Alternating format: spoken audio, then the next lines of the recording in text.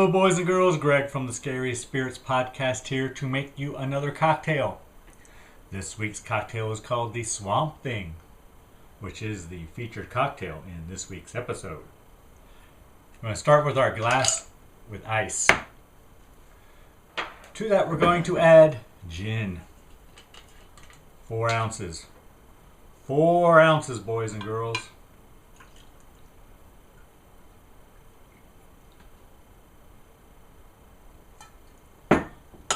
That's a lot of gin.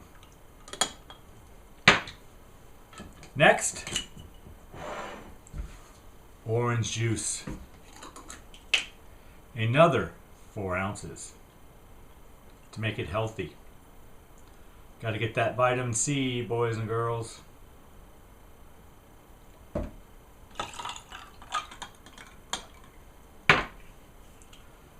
Might have put too much ice in it. Finally, the recipe calls for Hpnotiq liqueur, which is a blue liqueur. I'm using blue curacao because that's what I got.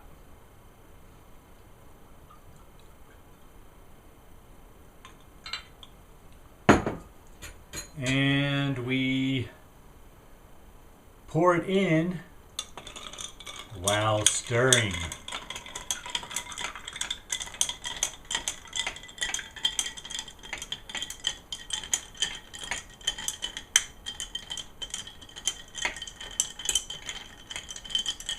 And it's supposed to make it a swampy green.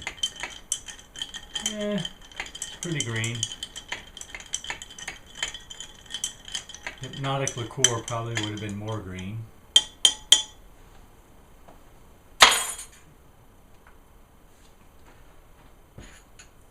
There you have it, boys and girls. The Swamp Thing.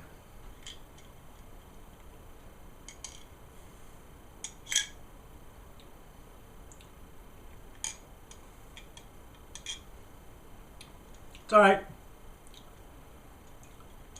Generally not a fan of gin. It's not bad.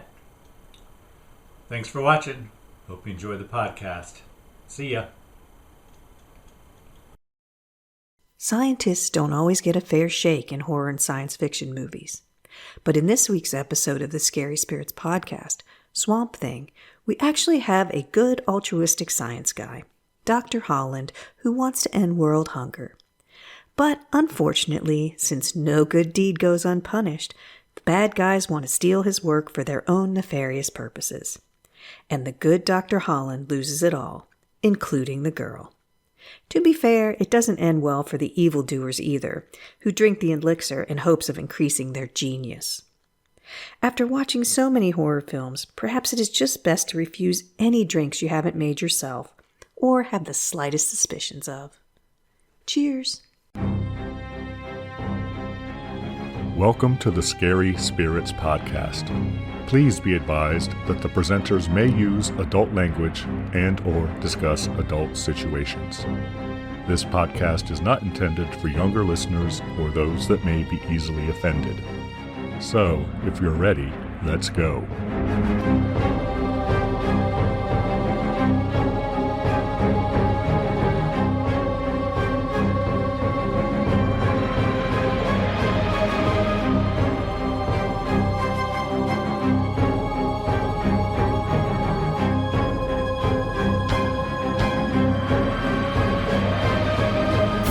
Hi everyone, I'm Greg, Hey, I'm Karen. and welcome to the Scary Spirits Podcast, the podcast that combines the two very different yet highly compatible worlds of scary films and alcoholic spirits. What could possibly go wrong? Indeed. How are you, Karen? I am so excited watching my bracket. How are you, Greg? Are you? I'm So you must be feeling talking confident. about the horror movie bracket that we are sponsoring and not the March Madness bracket because it hasn't really started yet. It's the horror bracket. Yes. All right. You feeling good about your chances? I am. Think I like that your people top are, films will take on my top films and might take them out? I like that people are going and putting in their picks and trying to win the Scream 6 DVD by adding their email. I am surprised at how many votes the brain that wouldn't die got. Because you didn't expect it to get any. No, 0. That's my choice. He's making fun of me. Yes, and just so as a reminder, we are in the Elite 8 round now of our horror movie bracket. So you need to vote again. Yep, vote again. Vote for the Elite 8. 4 of mine against each other and 4 of Karen's against each other. And then we'll whittle it down to the final 2 and they'll go head to head in a battle royale. We still need to come up with a prize. What do you mean a prize? Oh, for me and you? We have a prize for our listeners and those who participate. And thank you all for participating. They'll have a chance to win one of 5 copies of Scream 6, Karen, on Blu-ray. Yeah, if you leave your email, but you do not have to leave your email. You can just vote anonymously without letting us know who you are. That's fine. Yep. And if you really like my movies, you can vote over and over and over again. Yeah, I'm just going to vote 62 times.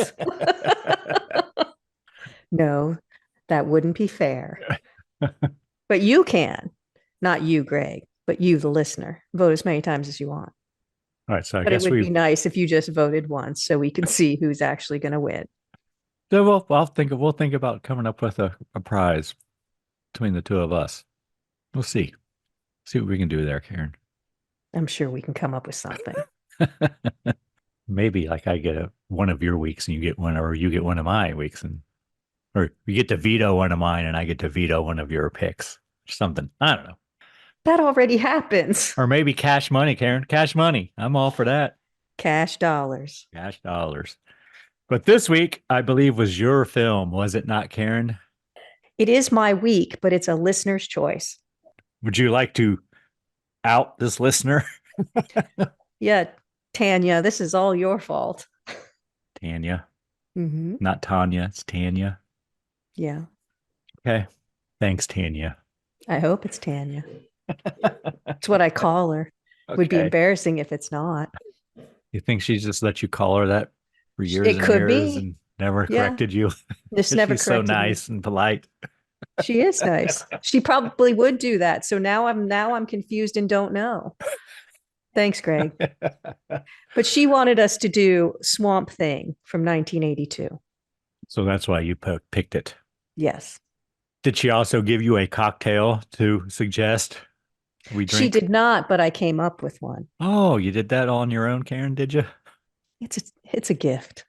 All right, go on. Tell us what cocktail you've chosen. I've chosen the Swamp Thing. Ooh, I see what you did there, Karen. I know. So I like clever. When you can follow. There are a lot of different recipes out there, but this one is from cocktailbuilder.com. Go on. How would we make the Swamp Thing? 4 ounces of gin, 4 ounces of orange juice, and 4 ounces of Hpnotiq liquor. You pour the orange juice and gin in first, and while pouring in the Hpnotiq, stir. It looks swampy green when mixed right, but it tastes like good fruit punch. Add ice if ingredients are not cold. Which I did. Yeah, I did too. All right. Should we give our friends and listeners time to make their own Swamp Thing? Of course. Their swamp green cocktail. All right. Hold on.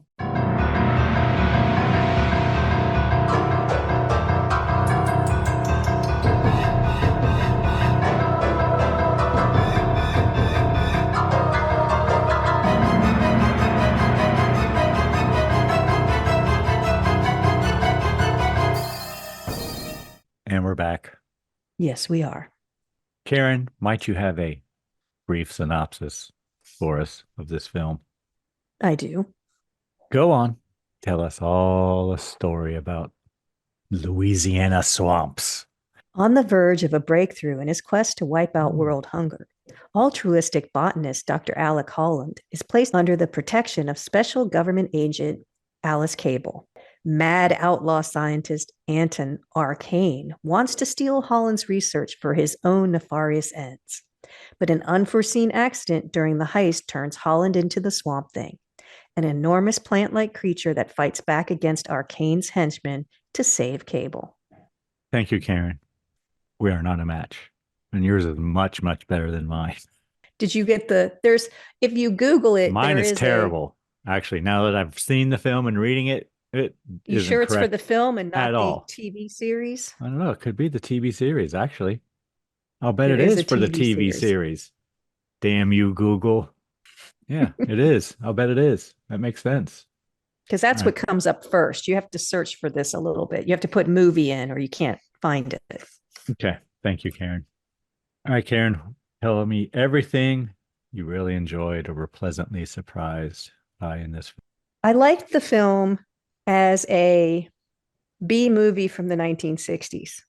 I don't know if it was made to sort of evoke that feeling. I almost wish it was in black and white, and then it would have been spot on to. It was just very reminiscent of those films. And I don't know if it's an homage to those films or if it wasn't supposed to be that, but it certainly had that feeling. And I love those kind of movies. So I really liked it. It's a B movie that you would see at the drive in. And, I enjoy that part of it. Story's fine. It's, good versus evil, straight up. It plays like a Superman or a Batman kind of movie where Good references. it's so singular in who's bad and who's good. But it also kind of had that feeling, even with the music, sometimes it kind of evoked those old Batman or Superman movies to me, where it's almost comic bookish, but not quite, but on the verge of that, which I don't mind that either. The acting was fine, a little one note in a lot of cases, but that's kind of what it called for. So I don't know if you can fault that or not. They obviously, if they were not in a swamp, they did an excellent job recreating one because it definitely looked like a swamp. And the house, the one home that they go into, definitely feels like the South, if not Louisiana, somewhere in the South. So they took some care with the sets and, so I liked all those things. How about you? Did you like anything Karen, besides Adrian? Karen, I like that you are smarter than the film company who made this film. That's what I like about it. What does that mean? That means that was a great idea to do it in black and white. Oh, that would have been genius, Karen. I would have liked it much better. I agree. But I don't know when it came out, if it was supposed to. I haven't read a lot about it. So I don't know if anything you read, is it a direct homage to those films or did it I just didn't come read out much being about like it. that? No. Okay. You did make good references to Batman and Superman, who are both DC Comics characters, and Swamp Thing is as well. So Oh, okay. good on that, Karen. That was good. I like hearing what you liked more than I liked the film, Karen. If that makes sense, boys and girls. I didn't It write anything also, down I liked about it. oh, it also had tinges of Frankenstein with a little bit of the creature from the Black Lagoon mixed in. But Mhm. there are times where the Swamp Thing is lonely, he's sad, he's sniffing True. flowers. True. He comes upon there's a kid who he takes care of. Like there are little bits of it that definitely reminded me of Frankenstein. I agree. Again, I don't know if that's intentional or not, but it certainly did that. The old Frankensteins. Yes, I agree with you. So personally, I thought I had seen it before, but I hadn't. I think I was confusing it with The Toxic Avenger. Well, who doesn't? But I am very familiar with Wes Craven's work, who wrote and directed this film. And when I saw that, I expected much more than what Is was this an early presented. film of his? Yes. Yeah. Well, I mean, if you listen to our early podcasts and you listen to them now, I think we're better. So, you grow. I will say I like the kid. I don't think his part was necessary in any way. He was kind of just thrown in there. He was Wasn't probably my needed, favorite character. but I liked him a lot. He was very likable. I did too. He was sort of funny, but Yeah, he provides a little comic relief. a little bit, but you believe him.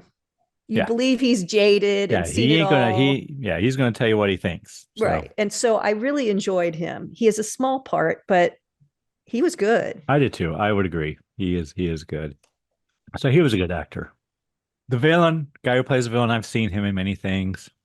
He's always good. He plays what he always plays, basically. The guy who plays Alec before he turns into the Swamp Thing, spoiler alert, boys and girls, he was fine. I've seen him in things too. He's not always a good guy. Sometimes he's a bad guy. I've never seen him that young, though. I've only seen him older. And of course, I am familiar with Adrienne Barbeau. There were some transitions. Never seen in as much film. of her as I did in this film, though. Well, there you go. But not quite as there are two versions of this film, Karen. There's the 91-minute film, and then there's the 93-minute, which adds two more minutes of Adrienne, Miss Barbeau, I believe, bathing in the swamp. which is just ridiculous. Well, but it ain't all bad. No, but who would bathe in the swamp? It's just silly. Especially when you got no clean clothes, but we'll get there, Karen. I have know things to say about And the last Adrienne. guy got eaten by an alligator, but whatever. Okay. Right. There's some transitions too that I won't say I liked or disliked. They were a little cartoony. Yes. In the which that's another thing that reminded me of Batman. Mm-hmm. The way the old Batman TV series where it would come down black with like wavy. It was kind of odd, but it's a choice. I didn't hate it, but it was a little out of place to me. Made it feel cartoony a little bit. All right, Karen, anything else you really enjoyed about this film? No, that's pretty much it, I You think. would tell all your friends why they should see it. If they haven't already. It is from 1982. You remember 1982, Karen? Yeah, we always talk about those years were good ones. They were? Looking back, they were. We might not have known it then. Yeah, it seems like you said those mid-80s, though, weren't your glory years. But this is No. pre-mid-80s. True. Those were not my glory years, no. All right.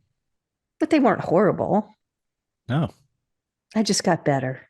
Yeah, best years of my life, Karen. Yeah, see, no. Not for me. Oh, if I knew then what I know now. Oh, that you peaked early, that would be a bummer. You wouldn't want to know that. You definitely would not want to know. I wish I was as wise as I am now then, but whatever. Then they wouldn't have been as fun. I don't know. It might have been. It might have been funner. I doubt it. I don't. All right. Anything you didn't like about this film, Karen? Anything that really grinded your gears, as they say? Not really. It's a little disjointed. There's a lot of chasing through the swamp where I would have liked more working in the lab or hearing the evil plan or something else besides that. It's just she gets caught, she gets away, she gets caught, she gets away, she gets caught. I think it's 3 times. It's like so much incompetence on the side of them catching her. She is a badass. I should say I like that. Her character is she fights off the guys pretty often. And she's smart too. Yeah, so I like that about it. It is a strong female character. Yeah, I will agree with that. That's one thing I should have put that in the I liked it column. Karen, there is sequel potential. You didn't like the sequel potential? There is sequel potential, of course. I did like that too. Sorry. The costume was pretty lame for 1982. But again, that's what I thought. If it was 1962, I would have been fine with it. Mm-hmm. It kind of looks like or 52, sorry. But or it looks 62, like that's probably a wetsuit that they pasted stuff on, kind of. So that, and there were some other special effects. The formula glows kind of like what Reanimator, remember that? Yeah. Looks the same fluorescent kind of thing. So I didn't hate that. It's just so singular noted. The bad guy is just Lex Luthor bad, and the good guy is Superman good, and there's just no in between. And it's kind of a love story, although they fall in love in the usual less than 24 hours, which I don't ever think is possible. Special effects not up to par, but I can't think of anything else. What do you have? The science is bad, but that's not a surprise. They don't really say anything about it. Okay, if you believe in love at first sight, that's 299 million meters per second. So you can fall in love pretty quickly, Karen. That's all I'm saying. But Okay. but that's fine. One thing I liked that I didn't mention, I like the character names, most of them. Anton Arcane. That's a good That's a good name. villain name. Yeah, but Arcane. yeah. Anton Arcane. Yeah, and Ferret, which we didn't know his name until the very end after he was gone. But Ferret, that's a good name too for a villain. Things I didn't like. I agree with your suit. The movie is basically a man in a suit, right? And it's not very form fitting. It's a wetsuit. Well, if it was a wetsuit, I think it would be tighter on him No, it's and like a it wouldn't surfer wrinkle as wetsuit. much. Yeah, No, right.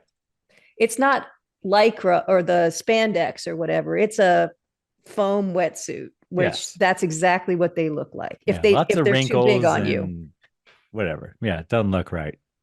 Although I will say, I think it was a different actor that played It was. the thing, and it did resemble the original actor. It did resemble the doctor enough that you could believe that it was him. I don't know if they did that with makeup or they kind of looked similar.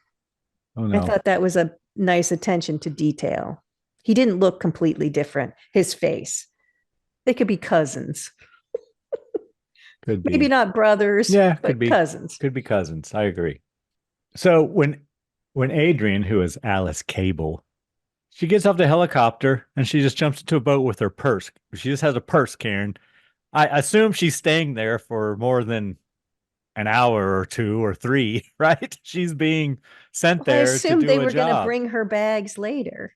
But Okay, I was more whatever. impressed that she got out of the helicopter and into the boat in heels. In heels. She's going into the swamp and she's in a skirt and heels. That's just ridiculous. And they threw a duffel bag on from a guy who was leaving. I was thinking, oh, that's her. Oh, no, it's not. It's his. He's leaving. She needed a duffel bag. But anyway. And no, everyone in this film must have attended the Stormtrooper Academy because they can't hit nothing, Karen. No, they None of them. cannot. Even They with grenades.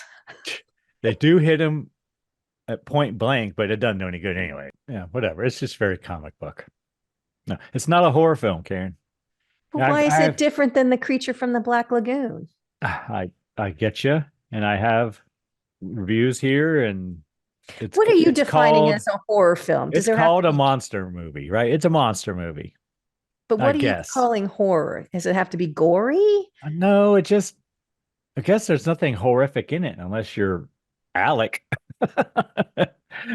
right? Well, I think the horrific part, there's I also, mean, it's kind of like is the body Incredible snatchers. Hulk a horror movie? It's the same thing. Well, but Invasion of the Body Snatchers is kind of the same issue.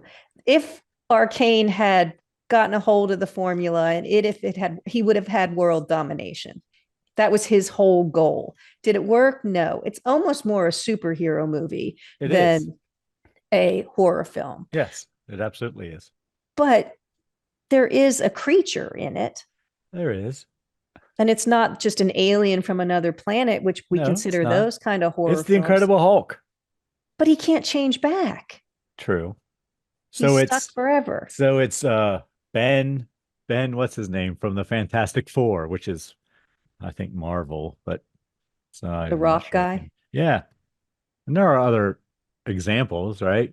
I guess it would be more of a horror film if I mean, you can pick any of the Fantastic Four. I mean, hell, they all Arcane got turned into something if different. Arcane had been successful, because then you'd have been fighting someone who was doing evil. You're not fighting evil with the Swamp Thing. He's good. He's a force of good. Yes. So it's a little different in that way. He is a creature. Ben Grimm, the Thing. But the creature from the Black Lagoon didn't do anything bad really either. Yes, he did. But only because they captured him. Well, yeah. Well, but he killed some people too. Well, yes. Well, yeah. I mean, this guy kills people in the swamp when He they're, kills bad guys but that's kind of what the creature did only because too. they're shooting at him, Right. or really only because they're I guess I will say They it's a want his monster. woman. It's a monster movie, which a lot of people consider horror. I guess it's the transformation. It's like if it's like Frankenstein. You know, he's built into something. He didn't ask for it. It just happens. It's not exactly the same, but he does transform into something. Frankenstein is not an evil character. He does the You same mean thing. He kills. Frankenstein's monster? Yes, sorry. Frankenstein's monster is not an evil character. Frankenstein is a little iffy, but they are monster films. I'll give you that. It's certainly not like a vampire movie. Even Dracula is sustaining himself on innocence. Yeah, he's just killing people to live, Karen. Yeah. What do you want him to do? You know, it is in that He's just way. following his nature. But I think it is horror in that it's a monster film. It's a subgenre. I'll give you that. And I think one of the reviews or one of the two backs you up. So I have to give it to you. I'm killing it today. So it's a fantasy monster film. Superhero monsters. Okay. I mean, that's an interesting question, Karen. What is horror? What is horror? He's almost like Poison Ivy a little Maybe bit. we should go back to listen to our episode with Dr. Craig. Dr. Craig. I'm sure he answered that question for us. Or maybe we didn't ask it.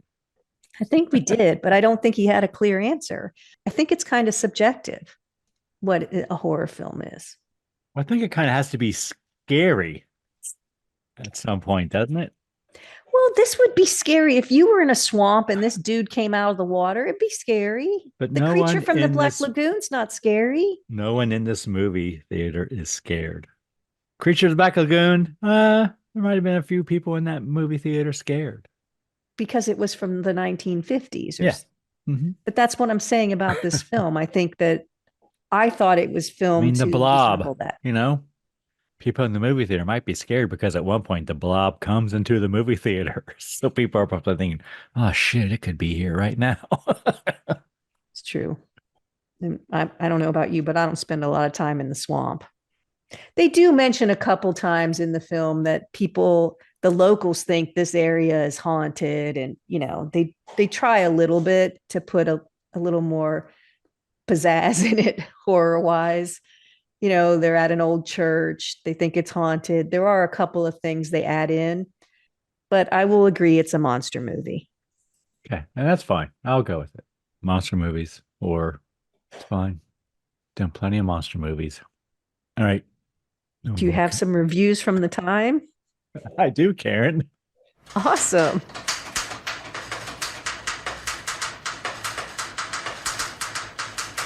What does Critics Corner say? Well, first, Karen, I need to let you know that this has a 60% approval rating on Rotten Tomatoes, a 5.3 out of 10 on IMDb. What do you think Google users think, Karen? 72%. 68. Oh, I went over. The first review I have is from Roger Ebert. The Roger Ebert. The Roger Ebert from January 1st, 1982. Swamp Thing had already won my heart before its moment of greatness. But when that moment came, I knew I'd discovered another one of those movies that fall somewhere between buried treasures and guilty pleasures. The moment comes after Dr. Alec Holland, brilliant scientist, is attacked by thugs, is splashed with his own secret formula, catches on fire, leaps into the swamp, and turns into Swamp Thing when the formula interacts with his body and the vegetation in the swamp. Crawling back onto dry land, Swamp Thing is not recognized by his former girlfriend for like a minute, the beautiful Alice Cable, Adrienne Barbeau. But after the thugs fill him with machine gun bullets and hack off his left arm, Alice asks, "Does it hurt?" Swamp Thing replies, "Only when I laugh." That was this movie's moment of greatness. This is one of those movies like Inframan or Invasion of the Bee Girls, an off-the-wall, eccentric, peculiar movie fueled by the demented obsessions of its makers. Swamp Thing first saw the light of day, so to speak, as a hero in the celebrated series of DC Comics. The movie version was written and directed by Wes Craven, who made The Last House on the Left, a movie I persist in admiring even in the face of universal repugnance. Wow. Have you seen that one? No, but I know about it. This time, with Swamp Thing, he betrays a certain gentleness and poetry along with the gore. There's no real gore in it, but whatever. In fact, this movie is a lot less violent than many others in the same genre. Craven's inspiration seems to come from James Whale's classic Bride of Frankenstein, and he pays tribute in scenes where his swamp monster sniffs a flower, admire a young girl's beauty from afar, and looks sadly at a photograph in a locket. So you're on something there, Karen. I was going down the right path. Yep. Will you like this film?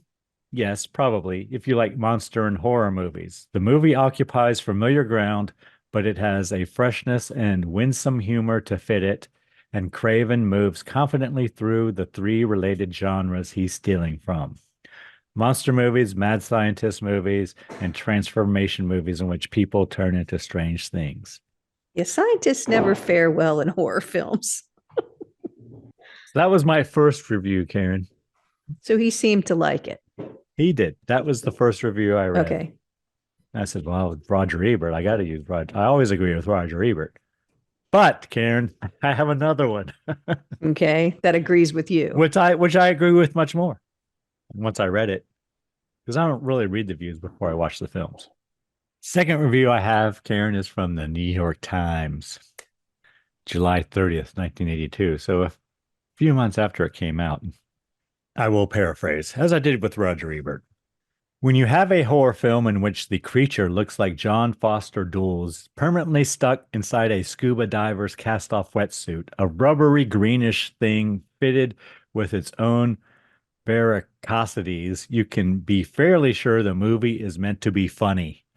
Wes Craven's Swamp Thing, which opens today at Embassy 2 and other theaters, wants desperately to be funny, and from time to time it is. However, you might wish it would trust the audience to discover the humor for itself.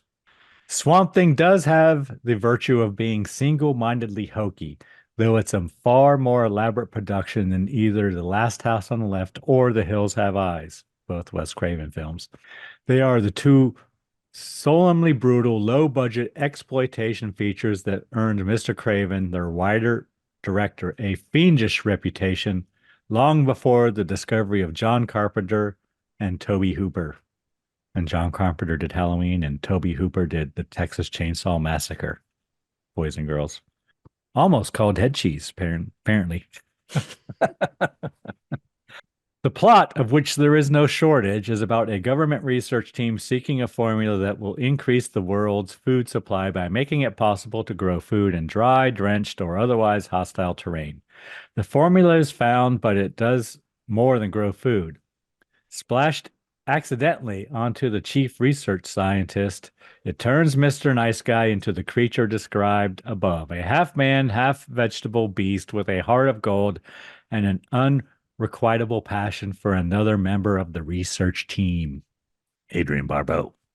Unable to consummate his love for the beauty, the beast must satisfy himself by camping it up in the swamp and appearing always in the nick of time to save Miss Barbeau, who goes through the entire movie with one expression and three costumes, from the designs of a rich, murderous would-be ruler of the world.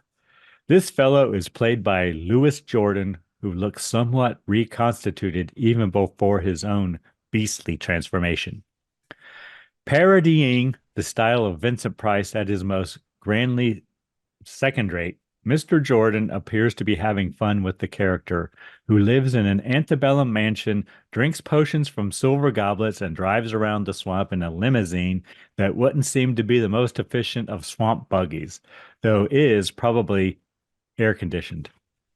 Dick Durock plays the creature that Ray Wise turns into, and Ben Bates is the creature that Mr. Jordan, in the most foolhardy gesture, turns himself into.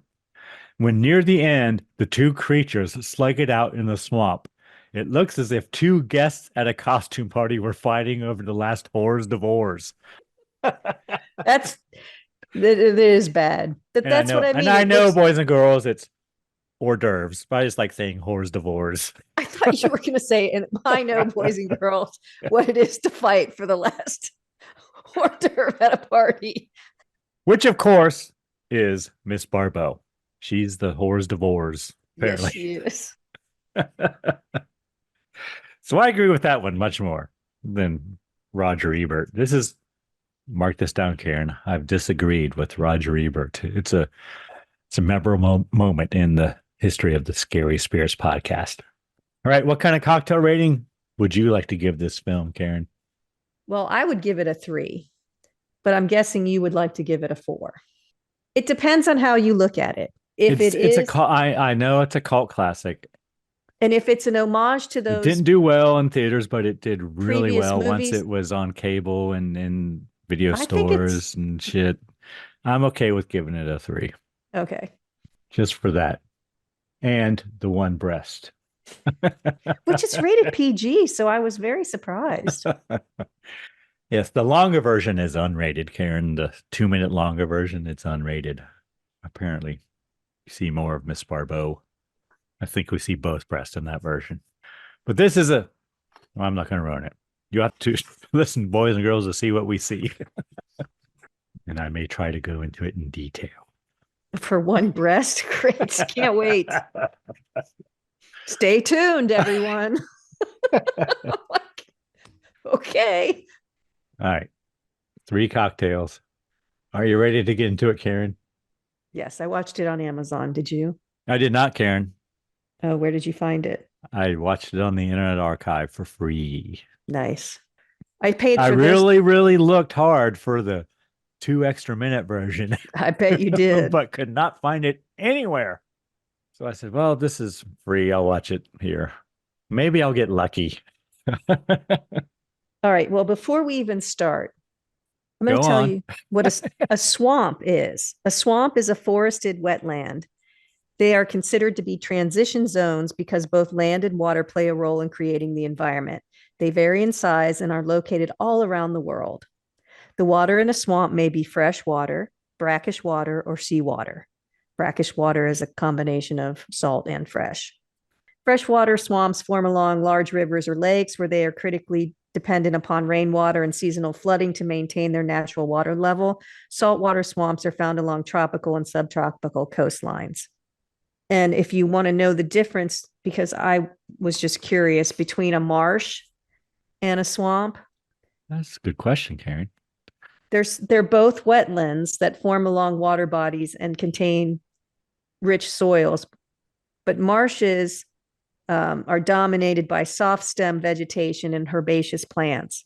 Swamps are dominated by water tolerant woody vegetations such as shrubs, bushes, and trees. And we see that in this movie. You definitely see trees. So that's the difference between the two. Yeah, never thought of that. But I would agree. When I think of a swamp, I think of trees. When I think of a marsh, I don't. Yeah, you could have probably picked the difference out in a picture, but yeah, like in the Are You Really a Human? Pick the marsh. Pick the picture of the marsh. All right, Swamp Thing from 1982. Of course, I had no warnings. Did you have any warnings on Amazon, Karen? No, just rated PG. Right. I had 0 warnings. But we have words to read, Karen, right from the beginning. I knew you'd love that. Not long ago, in the unexplored reaches of an unmapped swamp, the creative genius of one man collided with another man's evil dream, and the monster was born. Too powerful to be destroyed, too intelligent to be captured, this being still pursues its savage dream. That kind of tells you the whole story right there, doesn't it, Karen? We know there's a monster before we ever see it. Thank you. Good night. Yeah, and we know he's still pursuing his savage dream, so he must still be living. All right, anyway, credits. And we see a helicopter over a swamp with Adrienne Barbeau in it. Alice. That's what I call her the rest of the time. Then we see guys in the swamp in camo. I'm not sure what the hell they're doing, but they're sneaking around. They are sneaking around. Guys in camo always sneak around, Karen. Then the helicopter lands, and I'm like, It pretty much sinks into the swamp when it lands. How's he going to get out of that?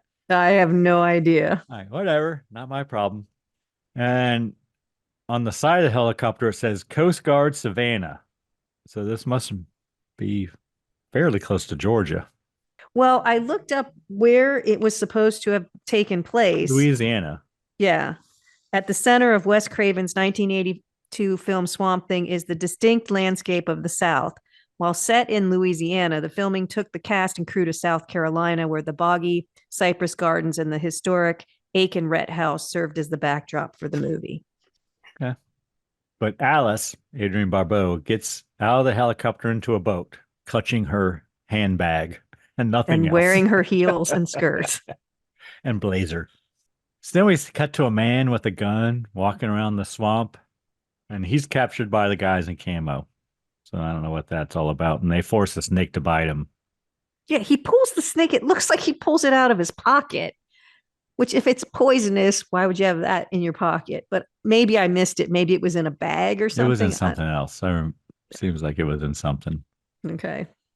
I think they force it to bite him on the face and the groin because we don't see it, but he's screaming in agony. He puts the snake down. But so then some government dude, it's Charlie, is his name, takes Alice to her cabin in the swamp. Well, they drive through what looks like a cemetery in the boat. In a boat. And then somebody says, oh, it used to be a church. Sunken cemetery. Yes, it's sunken, but there are tombstones and graveyard fences. Yes. So it's gives it a little creep factor. It's a little like my yard during Halloween. If yours flooded, that's what it would look like. That's what it looked like. But it was a church 50 years ago before, and then the levee broke. But she's there to tell Holland that he has to come back to Washington. He has to leave the swamp. So they enter a high-tech bunker, and apparently they've already programmed it so Alice's fingerprint will open the door. They go in, and it is nothing like the exterior, Karen. No, it is not. It's one of those very small on the outside. It's a Martin Marvel in the swamp, Karen, because it's underground and everything. Which would be very hard in a swamp. Yes, it would be. And we meet Linda and Alec Holland. And Alec and Alice go out to check on a faulty sensor in the swamp, which she notices in the computer control room because she's wicked smart. And we learn that Alice's replacement was eaten by a gator. But yeah, he was just doing what he does. Okay, so I've got the top 5 most gator-infested states. Top 5. Yeah, you want to guess what they are? All right. I will try, Karen. I'm pretty sure you can do it. I don't know. I'm having a hard time coming up with 5. I'm going to say Florida. That's number 2. 2? Mm-hmm. I'm going to say Louisiana. That's number 1. There's 2 million in Louisiana, 1.3 million in Florida. I guess I got to go Texas. Yep. 500,000. That's number 3. I guess I'm going to go Georgia. Excellent. Number 4 with 250,000. So that's 4. Where was this movie filmed? I guess I'm going to say South Carolina. That was 100,000. That's the top 5. See, you did it easily.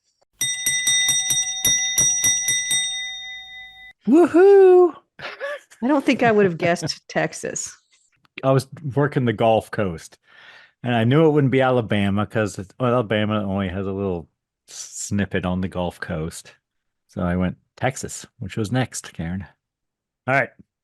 Awesome sauce. Do I win anything, Karen, for that? Just a little bell. All right, thank you. And right here I wrote love connection ? That's what I did too.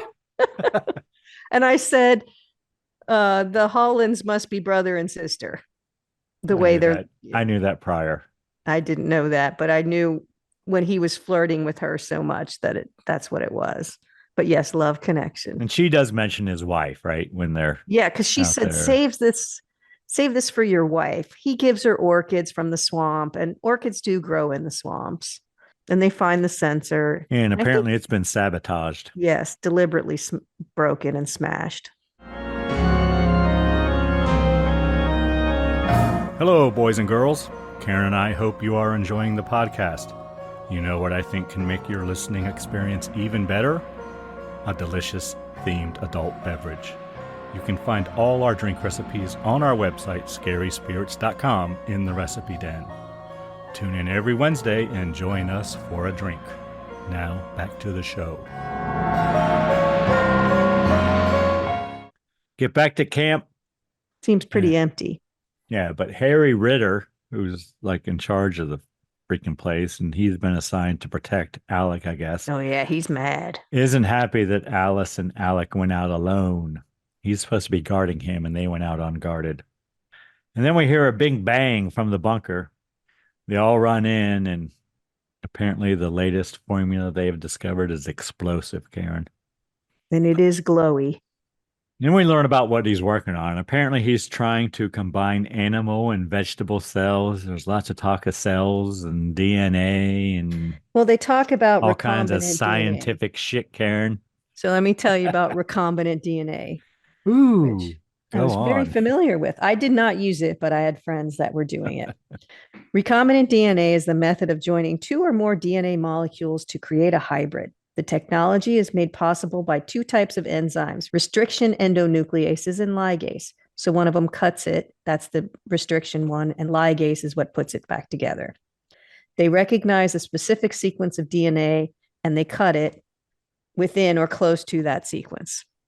So cut, piece falls out, your piece goes in, bind, and now you've got recombinant DNA. Awesome sauce. They do it a lot with plants. That's why you get corn that looks as good as it does, and vegetables. Feminized marijuana seeds. I don't know, but I'll believe you. How do they do that? That's whatever. Moving on. That's a question for another day. So apparently they're trying to make a plant, or he is trying to make a plant with an animal's aggressive need for survival. And this is when we learn. Well, right when he said that, I'm thinking, ooh, he's trying to make super soldiers. But no, he's trying to cure world hunger. Yes, because he wants to grow things, tomatoes to grow in the desert, or corn that could grow in the good old USA, which I didn't get that in the year 2001. He said, when there'll be 6.5 billion people on the planet, all of them hungry. So I looked it up to see, because this was 1982. So they're guessing how many people would be on the planet in 2001. And they said 6.5 billion. Do you think we went above or below that? I don't have any reference of how many there were in 1982. I have no fucking idea. Just above or below. You got 50% chance. Above. You're wrong. Below. We're at 6.226 billion. They were a little off. It's not a terrible guess. I'm sure they had their way of extrapolating it out, but they're not too far off. Then he starts an experiment with the orchid he grabbed from the swamp. He pours it in there. Yes. He gives it a drop, really, just a drop. Yeah, one water part, he and calls a drop. it. And then Alice learns that Alec and Linda are siblings. And Alice says, well, nothing's happening. He gets all offended because he's like, well, it's going to take like a week or something. She's like, I don't get it. Nothing's happening. You expected to jump out of the beaker? It was kind of funny. It does go quickly after the fact if we don't mention it later, but that was kind of funny. And then Alec finds that everywhere that Linda dropped the formula previously, a pine tree has sprouted from the pine wood floor. Yes. They also have an electron microscope in that underground bunker, which is very impressive because they see that. Well, duh. They look at the formula and it's multiplying very quickly. And Alec is so pleased that he kisses Alice. Yes, he's so excited. He plants a big wet one on her. And she takes it. And then we see the men in camo have infiltrated the camp. Then Alice sees it on a monitor as Charlie collapses in the swamp because she's looking for Charlie, and she goes into her room and sees him collapse in the swamp. And the camo men attack her. She hits them with a metal canister, which looks like a 1 gallon or something. Looks like some sort of Propane gas. tank. Yeah, Whatever. It's a propane or smaller one that I use on my gas grill, Karen. It's like half the size. And then she takes out another with a gun, Karen. She's handy. badass. Yeah. Then the man in the camo use Alice's fingerprint to gain access to the bunker because they kind of knock her out and just Yeah. put her hand up there, whatever, scan it. And Just cut off her I did hand. notice her boobs Lucky. were bouncing all over the place when they were running around and stuff. Were they? Oh God, it was hilarious. But yeah, they basically So what's knocked that her mean, out. Karen? Does she not have enough support or something? Didn't seem so. Oh, And then put her hand in it, reads it, and they break into the lab. So they do overcome her. so you're saying she needed like a sports bra or something? Yes. So then a man enters the bunker and it looks like Harry Ritter, but then he reveals himself to be Anton Arcane. Yes, he rips the mask off. Like, what was that? Like Mission Impossible did Yes. that. But yeah, he just kind of And we've heard his name already, but they Arcanes, think he's yes. dead. Yeah, which is like a line. It's not it's John Carpenter that has, who's the character, Escape from New York, Snake. that everybody says, I thought you were dead. Yeah, Snake. Kurt Russell. Yeah, it reminded me of that. I thought you were dead. But Oh, you've seen Escape from New York? no, I just know the name. I know that they say that to him all the time. I thought you were Right. dead. So Arcane is not dead. He's there, rips off the rubber mask. So he's been around the camp for a while because Yes. he's pretended to be this other person, Ritter. And then Arcane tells Alec he wants all of his materials or Linda dies. He holds her at gunpoint. But Linda fights back and tries to run away, but he shoots her in the back. She gone. His sister. That's Yes. Linda's his sister. Yeah, and then Alec grabs the formula and tries to escape. When Linda had all the notebooks, when she gets killed, she falls down. And we see in a minute that one of the notebooks lands right next to Alice. So Alec grabs the formula and tries to escape. I mean, the liquid in a beaker is what he grabs. The fluorescent greenish liquid. Camo man. Then he falls, right? So they stop him and he falls, right? And it spills on him. Yeah, he drops, breaking the beaker, and it sets him on fire, and he runs out into the swamp, ablaze. Yes, because when Linda was throwing it on the ground, and it was kind of almost like fireworks or something when it would hit the ground. But it's spilled on him. He never drinks it. No. But later, for some reason, they feel the need to drink it instead of just putting it on. He might have got a little in his mouth, though. You don't know. I guess, maybe. But Alice secures a notebook in the commotion that lands next to her, as you said. Arcane tells one of his men to be sure there are no bodies and no witnesses. Did you describe him going into the water? Who? Alec. No, he just jumped in. Well, he swims. He's flaming. He keeps popping in the water as he swims. Yeah, he does. I just thought that was kind of funny. I don't know why it struck me as funny, but it did. He's still burning and he's still popping under there. I guess that's supposed to be his transformation, but it doesn't put out the fire necessarily. There's still like sparks and stuff coming off, so they can see where he's swimming, which I don't know why they didn't shoot him, but they didn't. You can shoot people underwater, Karen. Don't you know that? Haven't you watched movies enough to know? It's true.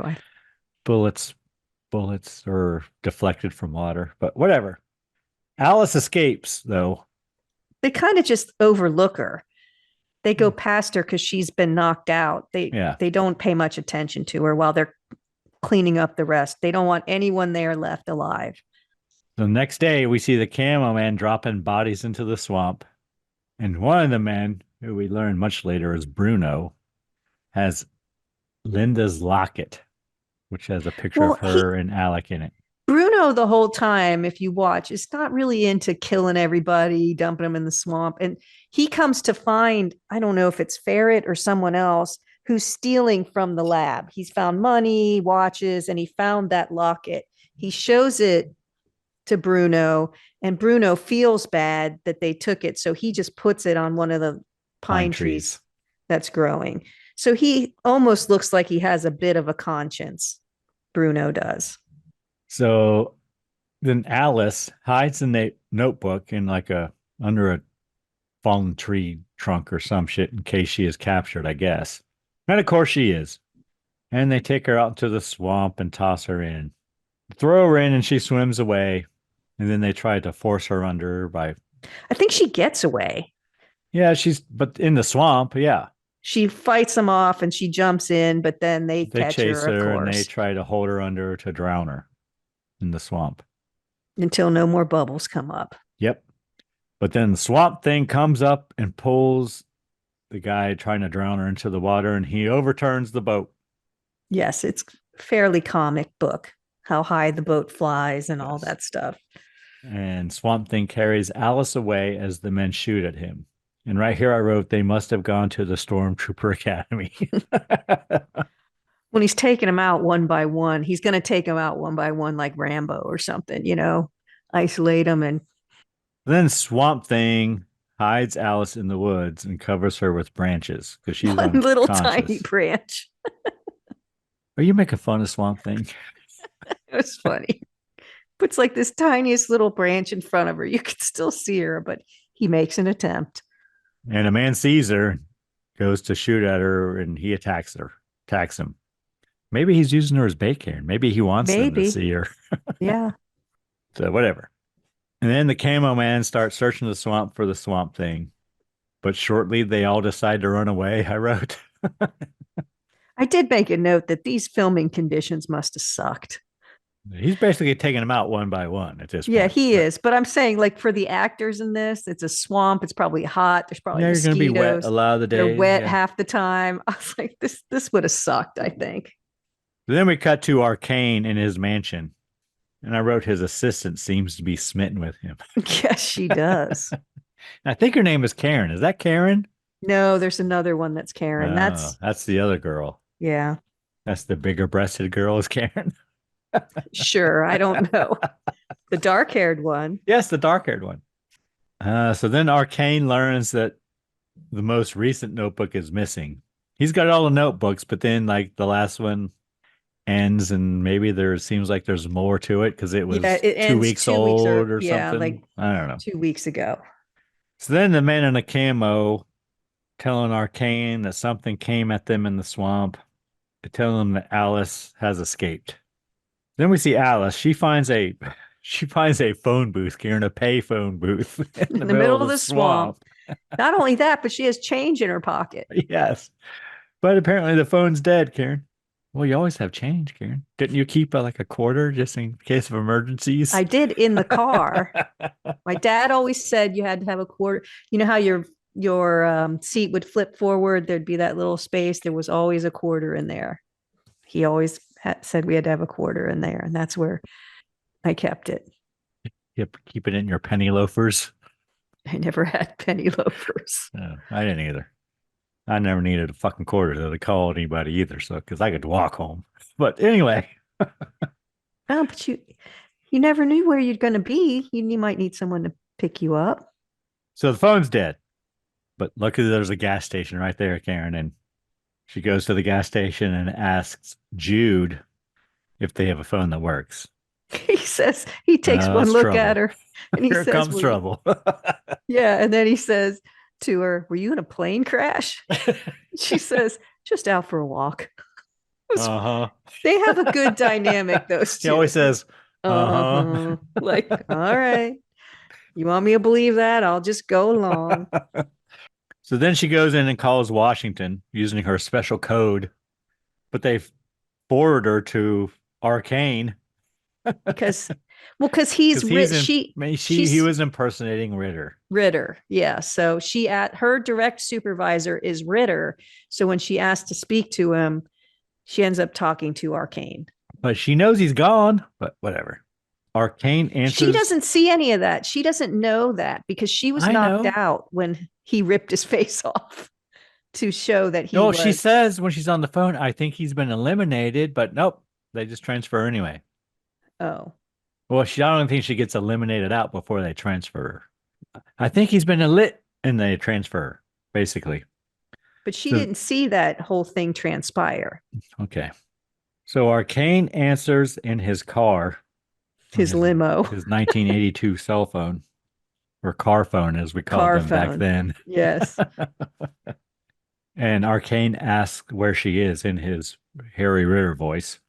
She tells him and she reveals that she has the last notebook. And then she goes to get a bottle of Coke, but the machine don't work, so Jude helps her get her bottle of Coke. And she looks out the window and the goons have shown up. Yep. Arcane and the camo guys arrive, I wrote. Alice hides behind the counter and tries to make another call. She asks Jude if he has a gun. He's like, "What do you think this is?" Of course. Hands her a gun, which she makes a comment about, calls it an antique or whatever. But then she runs out the back door and they shoot at her. She tries to return fire, but the gun explodes in her hand. So she runs into the woods away from Jude, which is nice. She protects him. They chase after her in their cars, and she tries to hide in the high weeds. But eventually she starts running down the street, which Yep. everyone always does. And they chase her, and I wrote in a Bronco, but it could have been a Blazer. I wasn't couldn't sure tell what it was. which one it was. But I think later when he rips the top off of it, I think, well, that's got to be a Bronco because the tops came off of Broncos. But anyway, and they're running over trees, whatever. They're just chasing her down. They don't care what's in their way. Eventually, she ends up in a lane. They chase her down the lane. Then she ends up at a swamp. Swamp Thing jumps in front of them. He stops the vehicle and pulls the man out because he lifts the top off the Bronco, pulls the man out, throwing them into the swamp. They shoot at him and hit him. Appears to do no good, Karen. Then Swamp Thing approaches Alice and she shoots him away. Shoot, she's shoot, in the shoot, swamp. shoot, yeah, and shoot. He offers his hand to help her out of this. She's waist deep in the water. And she's like, go away, go away. And she says, shoot. Which is weird. Shoo, yeah, shoo. She actually says shoo. And he leaves, brokenhearted. He's hurt. Yes. You can tell. Then Jude arrives. Startles Alice. Yeah. Tells Alice that there was a cabin nearby and they should go in there because it's not safe to be out at night in the swamp. Yeah. And he sees the footprints of the Swamp Thing and he asks what happened to the car. And she says it hit a tree. And he does, That's a weird tree that isn't there anymore. Like, he's funny. Then back at Arcane's mansion, the men tell him about the Swamp Thing. Arcane smoking a Virginia Slim, I wrote. Oh, is he? I didn't notice. It's not a Marlboro. It's a Virginia Slim, I would say. Arcane tells the men that he wants the Swamp Thing alive and the notebook. Alive, Karen. He wants the Swamp Thing alive and the notebook. So then they form a plan to find Alice. And when they do, they will find the Swamp Thing because he always comes to help her. Is this where they're talking about the chess game? Yes. He says he took out a couple of our knights, but we know now he revealed his queen and they're going to go after her in order to get to him. So Jude and Alice take I wrote a romantic row through the swamp. I mean, why is there fucking flowers on the boat and shit? I ain't get all of that. I don't know, but I have a feeling that was more of a protection type thing. Idol thing? Protection? Yeah, like protection, because I think they were probably going to explore that this area is haunted kind of theme more, and then it probably got cut out. But I'm guessing that's what it was. Then we see Swamp Thing at the burned out camp. And I wrote, totally a dude in a rubber suit. But then Alice and Jude arrive. Because she's going to get the last notebook. Swamp Thing finds his sister's locket. Swamp Thing tries to pour liquid into beakers, but he can't because he breaks them. Because he does cry over the locket. Too strong. I couldn't tell if he was too strong or the liquid was too strong. I don't know. Apparently he doesn't know his own strength is what I wrote. He can't do anything. But then Alice finds the notebook, grabs it, and runs back to the boat with Jude. They row away. Swamp Thing finds that the experiment with the orchids has grown into a large tree. Then he hears a motorboat and sees the men in camo looking for Alice. Camo men find Alice. Swamp Thing arrives. Camo men go after the Swamp Thing. Alice continues to row away. Men in airboats arrive. Yes, they do. They come in airboats. Yep. Swamp Thing. Wait, an airboat is a flat bottomed watercraft propelled by an aircraft type propeller and powered by either an aircraft or automotive engine. They're commonly used for fishing, bow fishing, hunting, and ecotourism. Airboats are a common means of transportation in marshy and or shallow areas where a standard inboard or outboard engine with a submerged propeller would be impractical. So the characteristic flat bottom design of the airboat, in conjunction with the fact that there are no operating parts below the waterline, allows for easy navigation through shallow swamps and marshes. It's also ideal for flood and ice rescue missions, just so you know. Did you know that stopping and reversing direction are dependent upon high operator skill, since airboats, like most boats, do not have brakes? Well, duh. They are incapable of traveling in reverse. But they are. Unless they're equipped with a reversible propeller. The operator and passengers are typically seated in an elevated seats that allow visibility over swamp vegetation. So there you go. There are like shutter-like things on the back of the propeller that you can turn. You can turn, yes, but you can't apparently back and up. If you're good enough, you can do a U-turn like really quick. Yeah, but that's not reverse. But it's turning. It's almost reverse because you're doing a U-turn on a dime. True. If you're good. But that's what they said. You have to be a very good pilot to do that. But I didn't think about it. See, you knew all that. You've been to Florida a lot. Maybe you've been in them, but I didn't think about there being may have. nothing operating beneath because of the shallow water. Very shallow. Yeah. Yeah. So that was kind of cool. Then the Swamp Thing doubles back on them and jumps into the boat, but they accelerate and toss him out the back. So the airboats are the backup, like the cavalry kind of. He calls them in, and there's 2 airboats coming. Yeah, he doesn't jump on the airboat. He jumps on. No, he jumps on the original boat who called for help. And yeah, he's so like, the airboats arrive up. now. Now the airboats arrive and they begin firing at Swamp Thing. Throwing grenades. And they try to run him over, but he just tosses the boat aside at one point. And then a second boat arrives and they begin throwing grenades and firing at him. He continues walking. More and more grenades, I wrote. There's more than 5 or 6 of them. And I said, I can see why they wanted this for military purposes. And right here I wrote, I thought they were supposed to bring him back alive. It looks like they're trying to kill him, Karen. I don't know. True.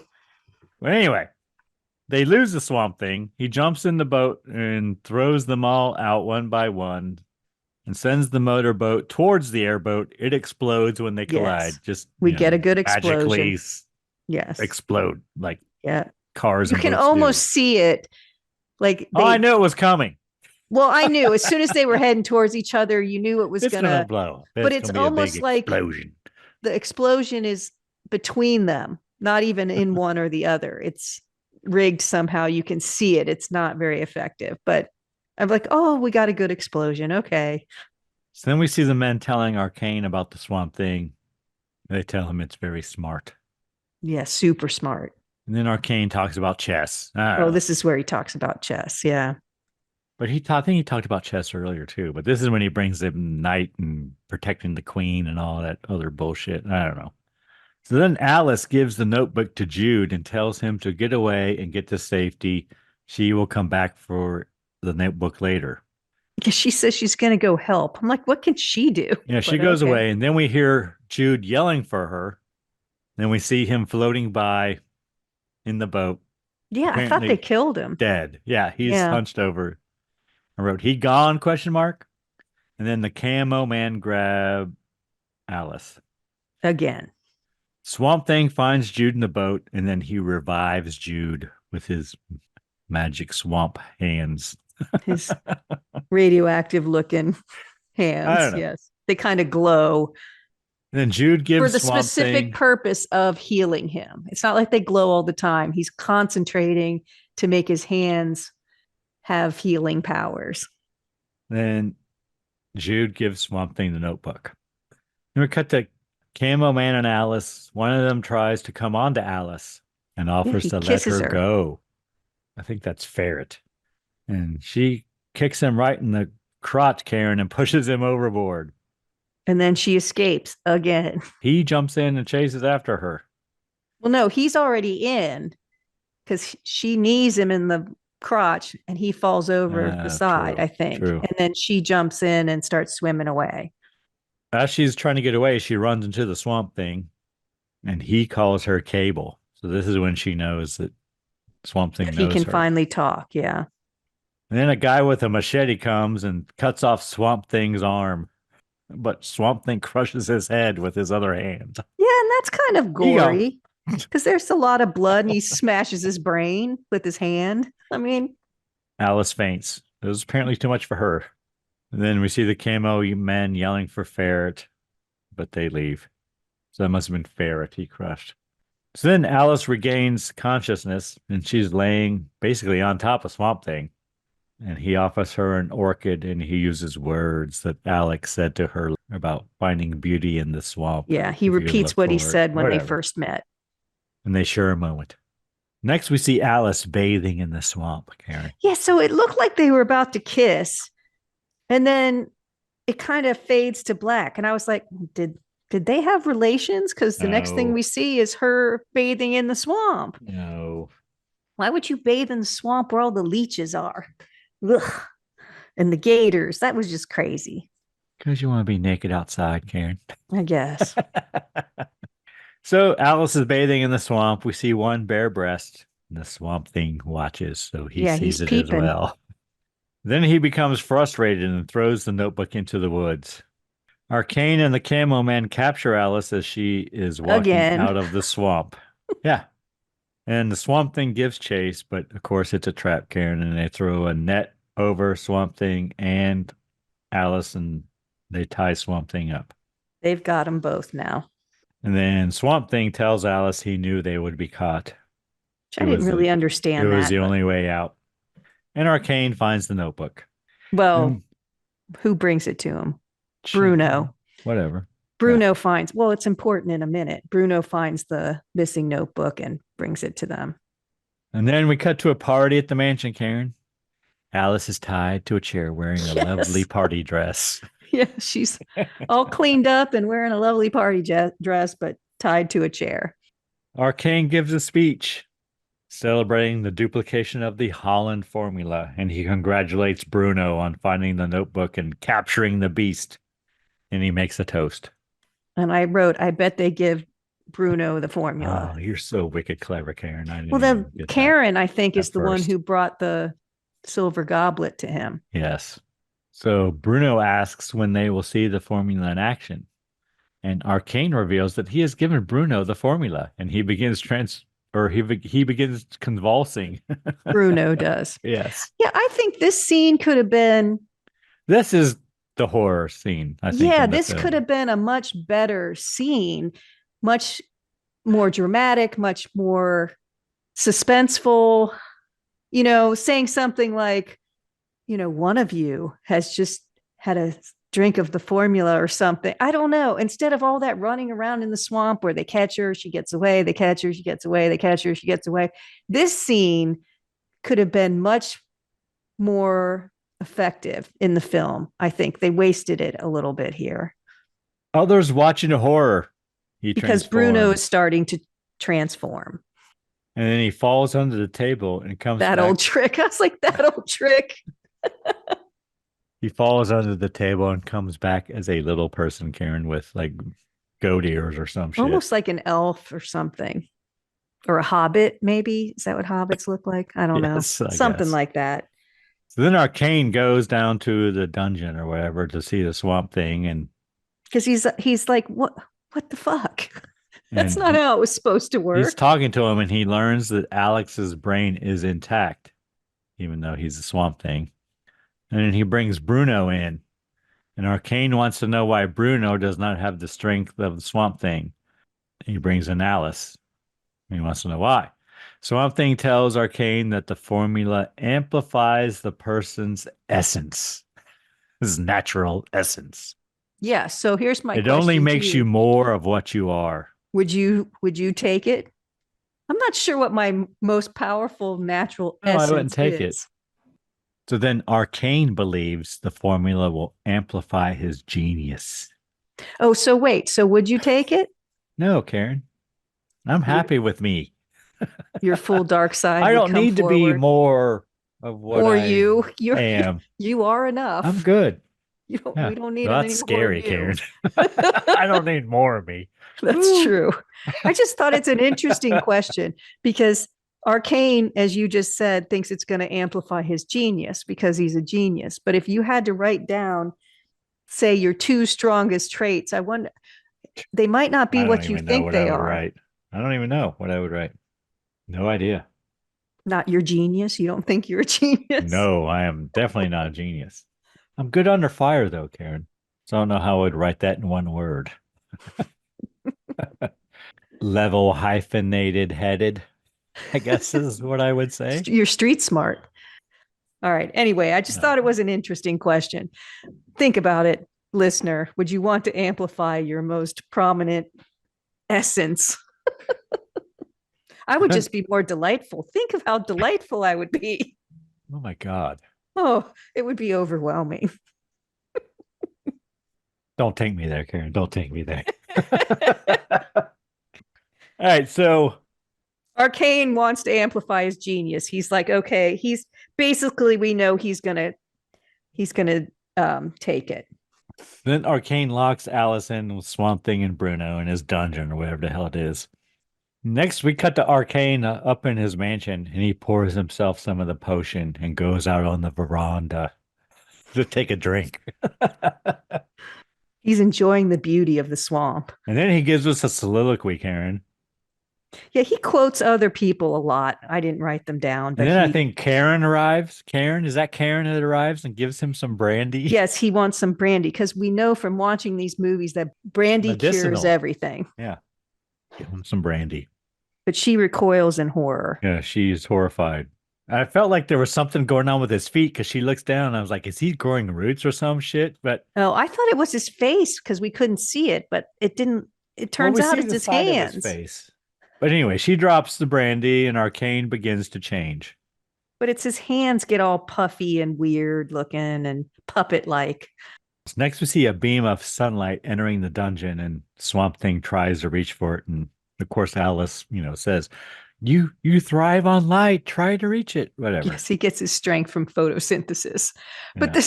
this comes out of nowhere. We hadn't heard this at all through the whole movie.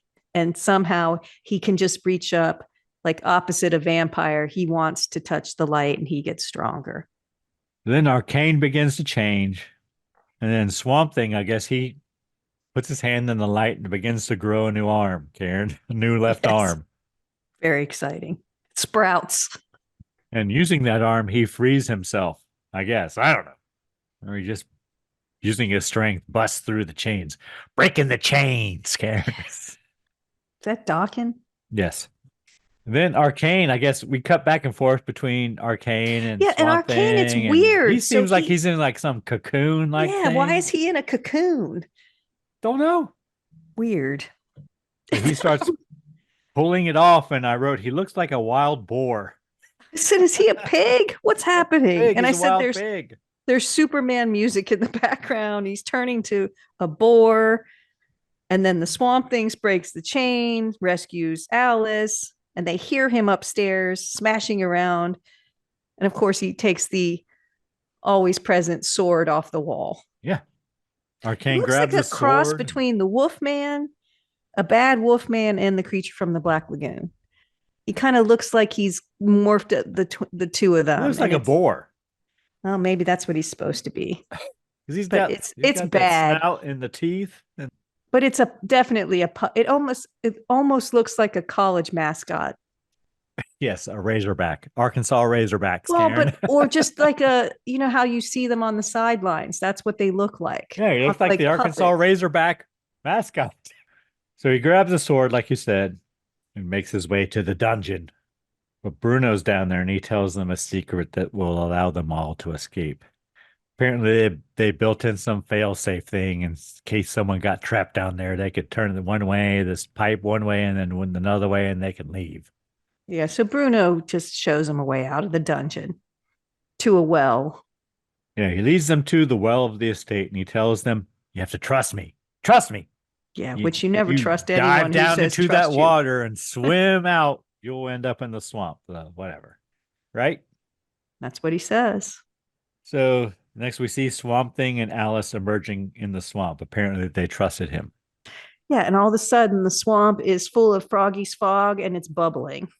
And he carries her away once again. This is the part I remember seeing with my mom. If I had someone to carry me away all the time, I would just say, yeah, carry me. Carry me. Help. Oh, carry me. Could you carry me? Just fall down in the swamp a lot and see if it happens. But now heels? the swamp is bubbling and foggy, and he is carrying her to the side. And this is where I walked into the movie when my mom was watching it, because I remember the dress and I remember him carrying her and, putting her down. And then I remember the rest of it, sort of. Okay. Sure it wasn't Toxic Avenger. No, I don't even know what that is. All right. So then Arcane has followed them, apparently, and he's in the swamp, and he and Swamp Thing fight. Badly. Arcane grabs Alice at one point. Swamp Thing beats him with a tree trunk. He just watches them fight. Well, he doesn't grab the tree trunk until after he stabs Alice in the heart. Yeah. So Arcane stabs Alice with the sword. And that pisses off Alex. She dies. So then, after beating him with the tree trunk, Swamp Thing grabs some moss from his body. Yes. And puts it on her breast, Karen. Where she was stabbed, and his hand glows where again. Her heart is. Yes. And she is revived. And but Arcane isn't dead. He's behind you, she tells him. She says, behind you. And then they fight some more. Then Swamp Thing takes the sword and stabs Arcane. Ego. Alice finds her wound is healed. She's amazed, shocked and amazed.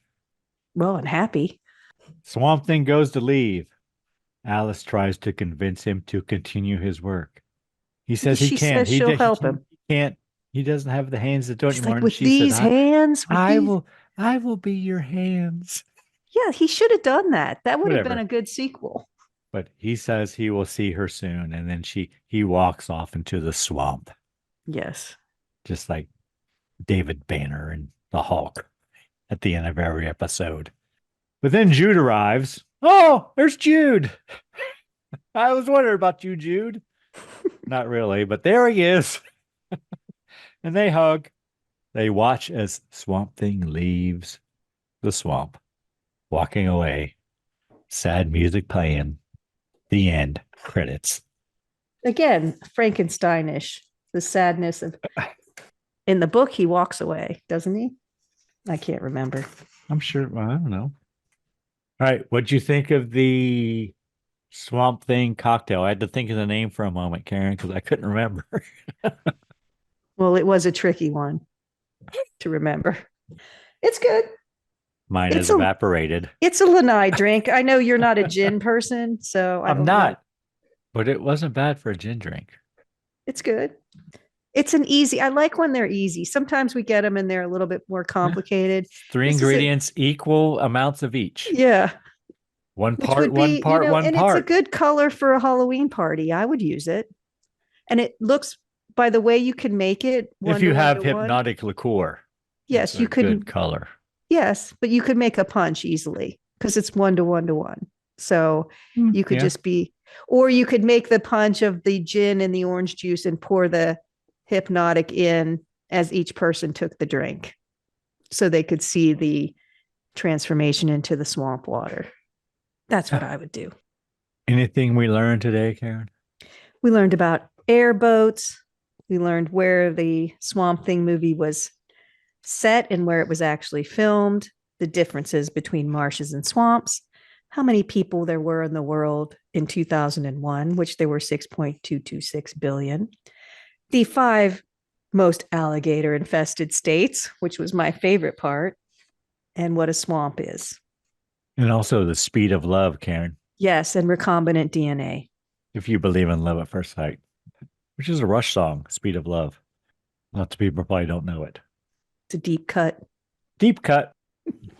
But Neil did mention it in the notes to that year's tour program that speed of love is the speed of light if you believe in love at first sight. Oh, well, That was here I thought you interesting. made that up yourself. Well, I looked it up, but that sticks in my head. The speed of love is love at first sight. If you believe in love at first sight, it's the speed of light. That's always stuck with me ever since then. Makes sense, right, Karen? It's logical. Yeah, very logical, as opposed to love, Karen. All right. Anything else? Or are we Nope, moving that's it. on to next film? Next film is you. What film have you chosen? The film I have chosen, Karen, is The Final Conflict from 1981. The third film in the Omen trilogy. Do you have a drink to go with that? I do, Karen. And what would that be? It's called The Second Coming. You'll appreciate it more if you watch the film. So we're going to need 2 ounces of cream liqueur or Bailey's, 1 ounce of coffee liqueur or Kahlua, and 1 ounce orange flavored liqueur or triple sec or Cointreau. That sounds horrible. But it's another easy recipe. Okay. 2 on 1. 2 parts Bailey's, 1 part Kahlua, 1 part triple sec or Cointreau. Sounds delicious to me. Orange coffee? All it needs is a scoop of ice cream. The creamsicle part I could get, but the coffee throws me off. Bailey's and Kahlua always go together, Karen. That's just Yes, but that's like cream and coffee, but the orange is weird because orange goes with cream, but I wouldn't think that orange would go with coffee, but I don't drink coffee, so I don't know. I don't either, but I like Kahlua and Bailey's together. So crazy. So that's next week. Because it was released on March 20th. So we're celebrating its anniversary from 1981. Awesome. You ever seen it before, Karen? Nope. All right. Anyone you need to thank this week, Karen? Let's go with our listener. There's a lot of podcasts out there. Thank you for choosing to spend time with us. What about you, Greg? Who do you need to thank? Let's see. I think I'll thank Verse 13 for providing all the music in the Scary Spirits podcast. The music definitely makes the podcast better. Anything else, Karen? Please drink responsibly. Yes. Thanks so much for listening. Want to keep in touch? Check out our website, scaryspirits.com. Follow us on Facebook and Instagram at Scary Spirits Podcast. Find us on YouTube at Scary Spirits Podcast. If you have questions or comments, you can email us at info@scaryspirits.com. To help us grow the podcast, you can leave us a review on Apple Podcasts. We really do appreciate your support. And as always, please drink responsibly.